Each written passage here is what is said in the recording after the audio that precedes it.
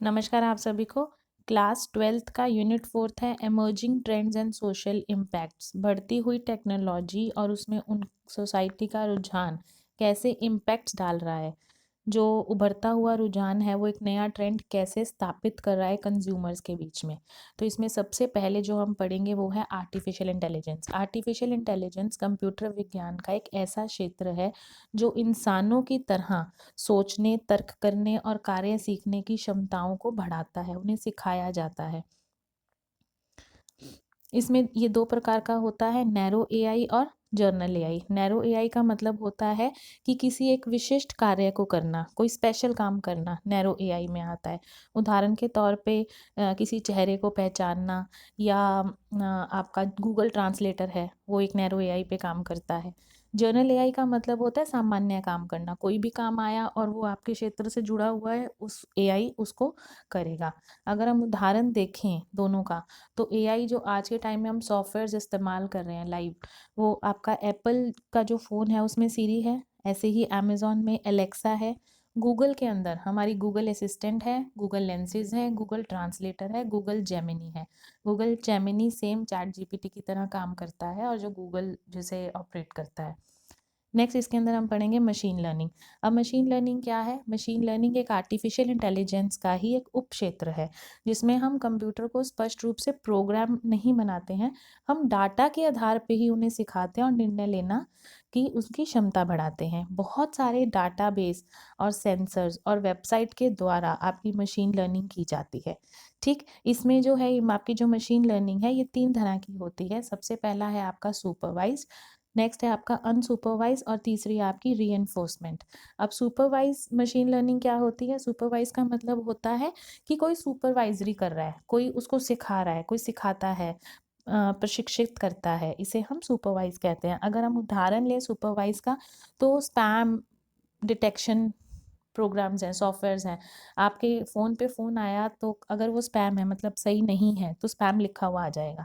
ऐसे ही image recognition आपका supervised का एग्जाम्पल है। ठीक, ऐसे ही मेडिकल डायग्नोसिस आपका सुपरवाइज का एग्जाम्पल है।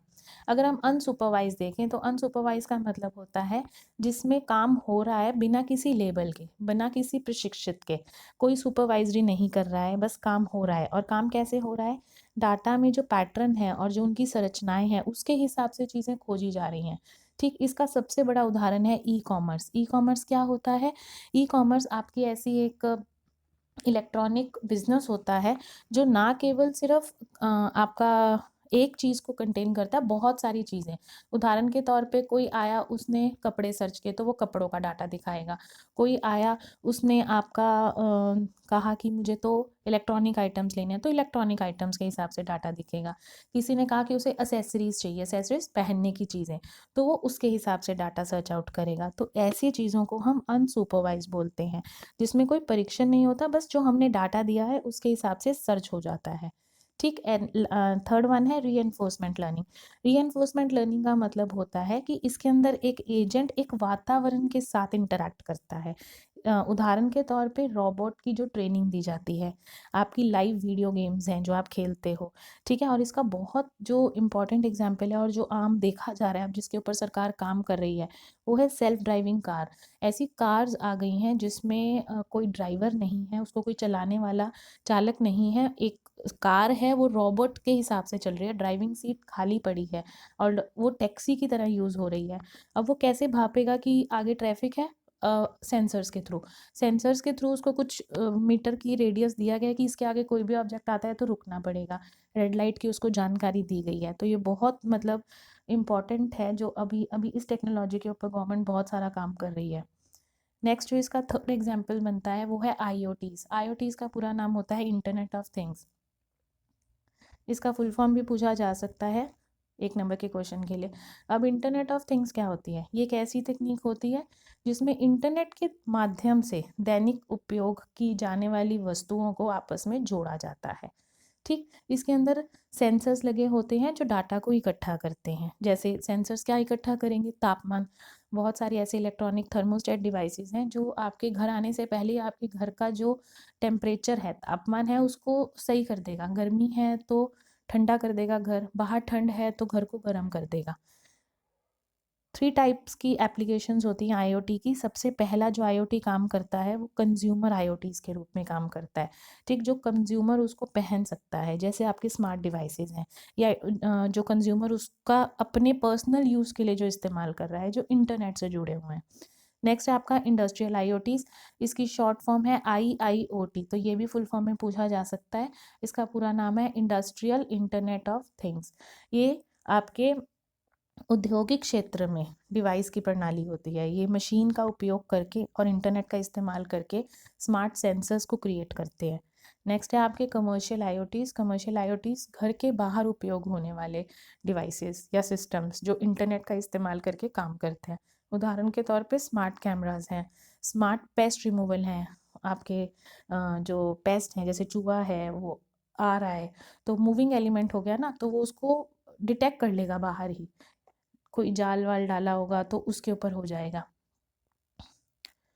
नेक्स्ट है प्लेटफॉर्म्स ऑफ आईओटीज़। अब जो आईओटीज़ है वो किन प्लेटफॉर्म्स पे काम करता है डिवाइस की कनेक्टिविटी को मैनेज करने के लिए।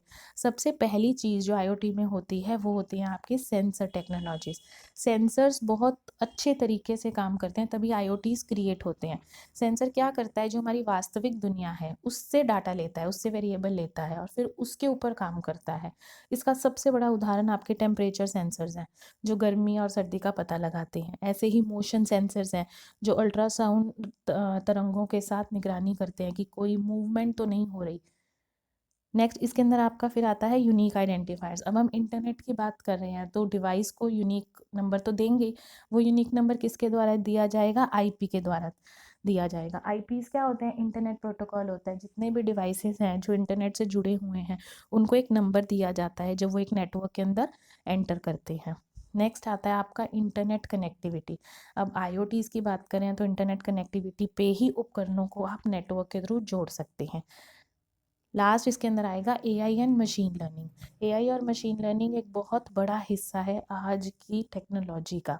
सारी की सारी टेक्नोलॉजीज़ इन्हीं पे ही काम करती है। इसके अंदर जो हम natural language processing NLP users के लिए क्या करती है, जानकारी को इनपुट करती है और डिवाइस के साथ इंटरेक्ट कर कर अपना काम करती है। ये भी एक नंबर के क्वेश्चन में आ सकता है, एनएलपी की फुल फॉर्म बताइए। नेक्स्ट है इंटरनेट ऑफ थिंग्स के एग्जांपल्स, मतलब आईओटीज़ हम कहाँ यूज़ कर रहे हैं। सबसे जो ज़्यादा आईओटीज़ यूज़ हो रहे हैं वो स्मार्ट होम डिवाइसेस में यूज़ हो रहे हैं, ठीक है। अब स्मार्ट होम डिवाइसेस में क्या होगा कि आपके घर में वाईफाई के माध्यम से एक नेटवर्क क्रिएट किया जाएगा और फिर आपके स्मार्टफोन में एक ऐप के थ्रू उस नेटवर्क के साथ कनेक्टिविटी क्रिएट की जाएगी और आप अपने घर से कहीं बहुत दूर हैं तो भी आप अपने घर पे निगरानी रख सकते हो, घर के टेम्परेचर को कंट्रोल कर सकते हो, वहाँ पे बैठे बैठे घर का गेट खोल सकते हो, घर की लाइटें ऑन ऑफ कर सकते हो। तो इसमें जो सबसे ज़्यादा हम यूज़ करते हैं, अभी कर रहे हैं, वो गूगल असिस्टेंट है। हम गूगल से बोलकर कुछ पूछते हैं, वो बोलकर ही हमें जवाब देती है।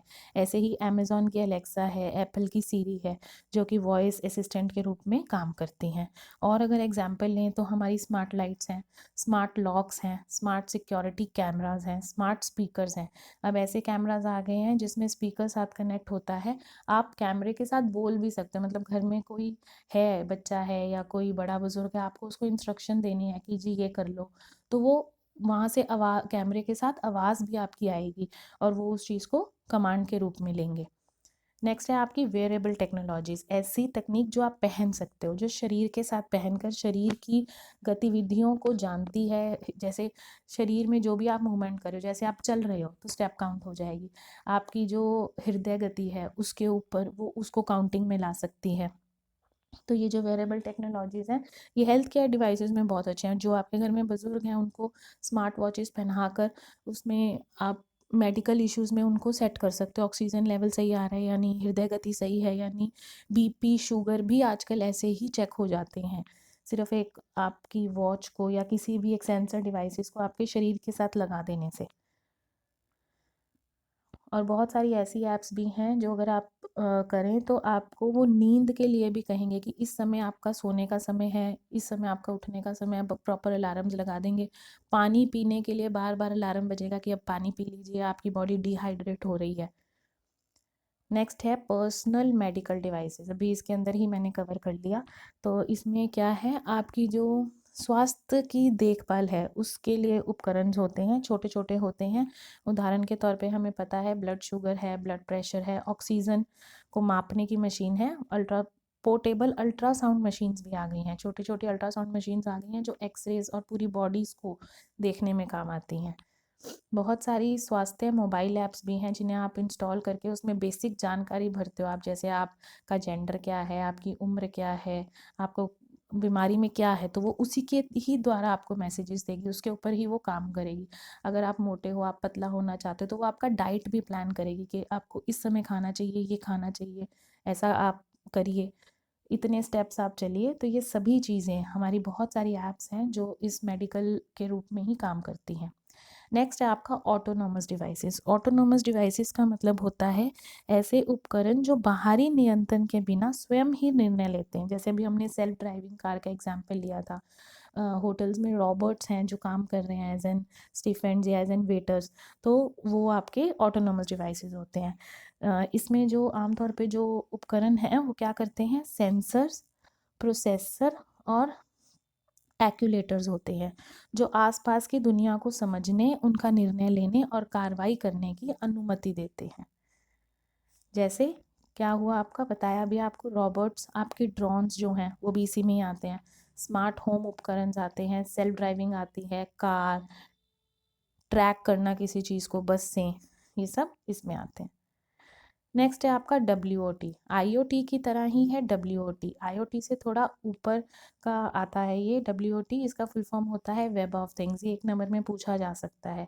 ये ऐसी अवधारणा है जो इंटरनेट ऑफ थिंग्स को और अधिक उपयोगकर्ता अनुकूल और पारस्परिक बनाने का प्रयास करते हैं। इसमें हम क्या करते हैं, वेब उपकरणों के साथ एक दूसरे को जोड़ते हैं। इसमें सबसे बड़ा उदाहरण है आपकी स्मार्ट सिटीज़।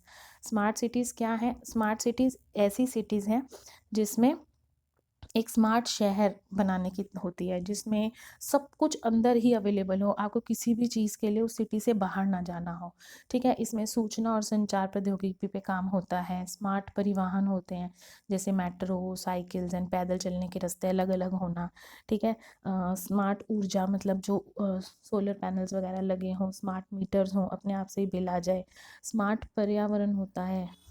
ठीक, ऐसे ही स्मार्ट स्वास्थ्य सेवा, स्मार्ट शिक्षा, स्मार्ट सुरक्षा, स्मार्ट शासन, ऐसे ये सारी चीज़ें आपको एक ही जगह पे मिले, एक ही मतलब एक कुछ दायरे में आपको सब कुछ मिल जाए, ऐसी चीज़ों को हम स्मार्ट सिटीज़ बोलते हैं। नेक्स्ट है आपके सेंसर्स। अब स्मार्ट सिटीज़ का ही हिस्सा है आपके सेंसर्स। सेंसर्स क्या है, इलेक्ट्रॉनिक उपकरण जैसे स्मार्ट, यहाँ पे फ़ोन आएगा जी, न है ये, ल नहीं है। स्मार्टफोन, टैबलेट्स एक्सेट्रास के साथ ही होते हैं और वैसे ही काम करते हैं।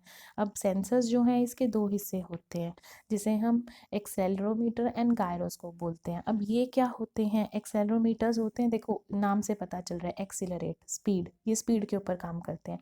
ये एक ऐसे सेंसर्स होते हैं जो वस्तु पर लगने वाली चेंज इन स्पीड को मापते हैं। इसकी 3 वैल्यूज़ के रूप में काम करता है, एक्स, वाई और जेड। यह बताता है कोई वस्तु ऊपर जा रही है या नीचे आ रही है या किसी तरह की झुकाव हो रहा है।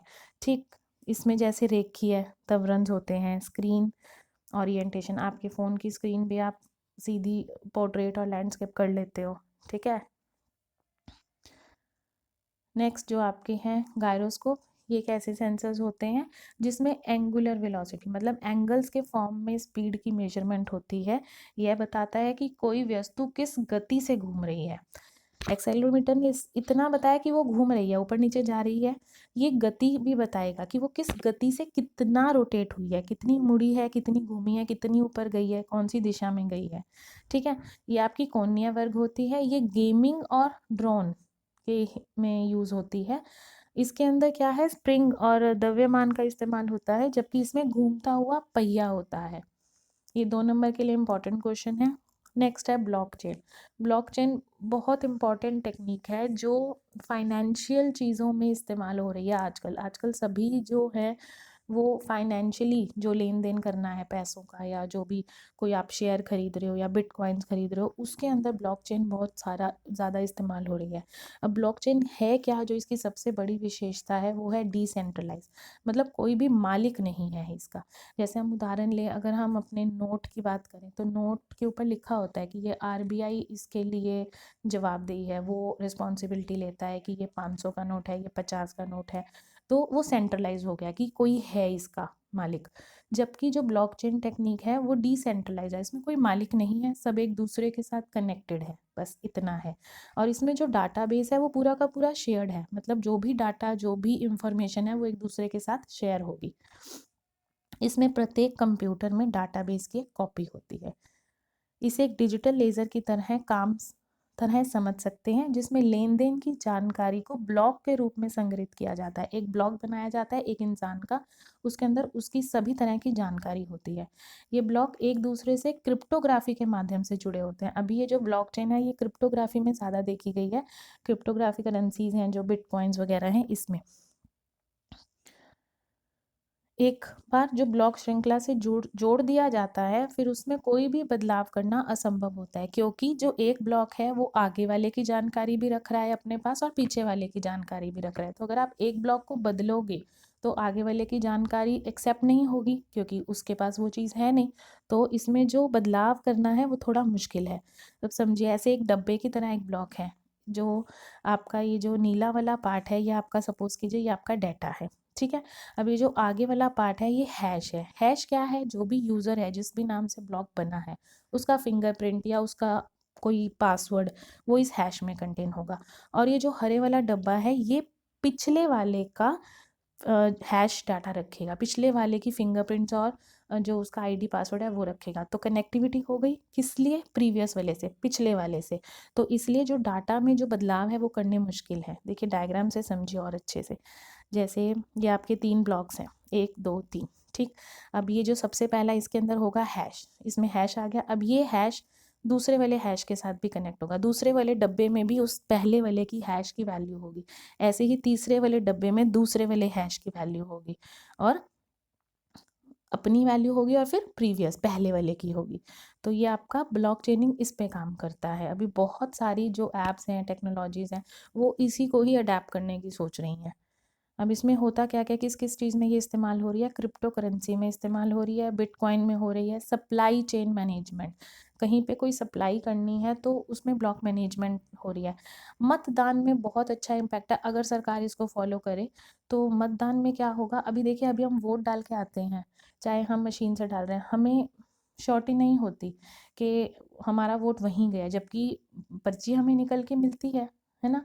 तो उसमें भी क्या है, ब्लॉक्स बना दिए गए हैं एक दूसरे के। तो ब्लॉक चेनिंग से अगर मतदान होगा तो और अच्छा इम्पैक्ट होगा, आपको श्योरिटी ही होगी, आपका वो वोट कोई बदल ही नहीं सकता। अगर आपने किसी भी पार्टी को वोट डाला है वो वोट उसी के पास ही जाएगा। कोई ऐसी तकनीक नहीं है इसके बीच में, कोई ऐसे अटैकर्स या पीपर्स नहीं है जो आपके उस वोट को चेंज कर दे। तो इसके ऊपर भी काम चल रहा है। फाइनेंशियल सर्विसेज हैं, जैसे हमारी केवाईसीज हैं, आपने ऑनलाइन पेमेंट्स में देखा होगा, तो वो भी ब्लॉकचेन का ही हिस्सा है। लैंड का रिकॉर्ड, ज़मीन का जो रिकॉर्ड है, वो ब्लॉकचेन के द्वारा ही करने की कोशिश सरकार कर रही है। तो ये कुछ उदाहरण थे ब्लॉकचेनिंग के। आगे हैं आपका सोशल इंजीनियरिंग अटैक्स। अब जब हम इंटरनेट की बात कर रहे हैं और हम कह रहे हैं कि सोसाइटी इंटरनेट से जुड़ रही है, टेक्नोलॉजी से, तो उसके अटैक्स भी हैं, उसकी खामियां भी हैं। तो ऐसी टेक्निक्स बनाई जाती हैं, ऐसी मतलब उसके अंदर एक हिसाब किताब रखा जाता है कि उसका जो डाटा है वो डिस्ट्रॉय ना हो, जो यूज़र है उसको किसी भी तरह का कोई दिक्कत ना आए। अभी अगर हम उदाहरण लें तो अभी सरकार ने एक मुहिम चला रखी है।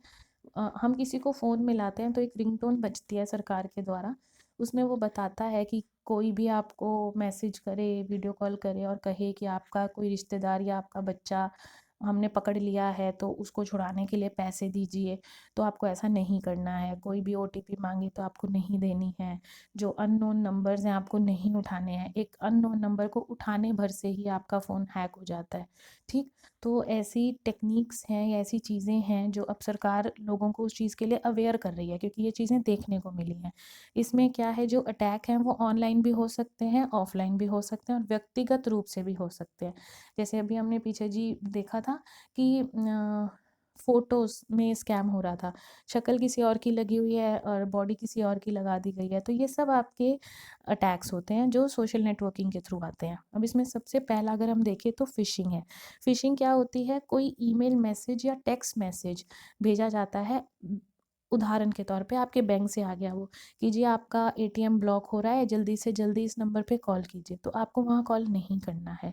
या आपसे पासवर्ड या क्रेडिट कार्ड का नंबर या आपके एटीएम का ही 4 डिजिट पीछे के मांगे जाए, आपको नहीं देने हैं किसी को भी। बैंक कभी भी फ़ोन कॉल करके आपकी जानकारी नहीं लेता। आपको हमेशा एक ईमेल आती है और आपको बैंक में विज़िट करके ही अपनी जानकारी वहाँ देनी चाहिए। अगर आपके खाते में कोई भी दिक्कत आती है तो फ़ोन पे कुछ भी मत बताइए, आप वहाँ जाकर फिर अपनी चीज़ों को अपडेट कराइए। नेक्स्ट है आपकी प्री टेक्स्टिंग। प्री टेक्स्टिंग का मतलब होता है, इसमें जो अटैकर है वो आईटी विभाग का होने का दावा करता है। वो बोलता है कि मैं बिजली बोर्ड से बोल रहा हूँ या मैं वहाँ से बोल रहा हूँ और मैं आपका ये चीज़ ठीक कर सकता हूँ, आप मुझे बताइए। तो आपको वो नहीं करना है, वो अटैकर्स हो सकते हैं। अभी जो मोस्ट चीज़ें देखने को आई है वो है बेटिंग। बेटिंग क्या होता है, आपको लालच दिया जाता है कि आप ये करोगे तो आपको ये मिलेगा, ठीक। अब मिलने के लिए आपको आपके बैंक अकाउंट्स डालनी पड़ेंगी। जब बैंक डिटेल्स डाल दोगे तो आपको क्या पता कि सामने वाला बंदा और कौन किसको आज की तारीख में पैसे देता है या कुछ देता है। तो ऐसे किसी भी चीज़ में आपको फंसना नहीं है। ये जो एक त्योहारों पे एक मैसेज आता है कि जियो फ्री रिचार्ज करा रहा है और हम धड़ाधड़ धड़ाधड़ उसको सेंड करना शुरू कर देते हैं, तो वो भी एक सोशल अटैक ही है। तो वो करने का कोई फ़ायदा नहीं, आप मत किया कीजिए। नेक्स्ट है, इस अटैक से आप कैसे बच सकते हैं। अज्ञात व्यक्ति की ईमेल या मैसेज को ना खोलें, आप ओपन ही ना कीजिए। अपनी व्यक्तिगत जानकारी किसी के साथ भी साझा नहीं कीजिए। मजबूत पासवर्ड बना के रखिए, बार बार उसको थोड़े थोड़े 6-6 महीने बाद उसको बदलते रहिए। फिर एंटीवायरस इंस्टॉल करके रखिए। अगर आप जिस भी आप फ़ोन से कर रहे हैं या लैपटॉप से कर रहे हैं तो आपके उसमें एंटीवायरस हो। बहुत सारे अच्छे एंटीवायरस हैं पैसों वाले, जो डिटेक्ट कर लेते हैं कि ये जो फ़ोन आ रहा है या ये जो मैसेज आ रहा है ये स्पैम है। नेक्स्ट टॉपिक है डाटा एनालिटिक्स। इसका मतलब होता है कि डाटा को इकट्ठा करना और उसको किसी विशेष कार्य के लिए यूज़ करना या उसे समझने योग्य रूप में प्रस्तुत करना। ठीक है, जैसे डाटा में कोई पैटर्न बनाया है या कोई रुझान है या संबंधों को खोजने में मदद करनी है, तो ये आपके डाटा एनालिसिस्ट होते हैं। अगर हम अभी हमने पाइथन भाषा पढ़ी है तो इसमें पांडास जो है वो डाटा एनालिसिस का एक टूल है, तो ये 1 नंबर में आ सकता है।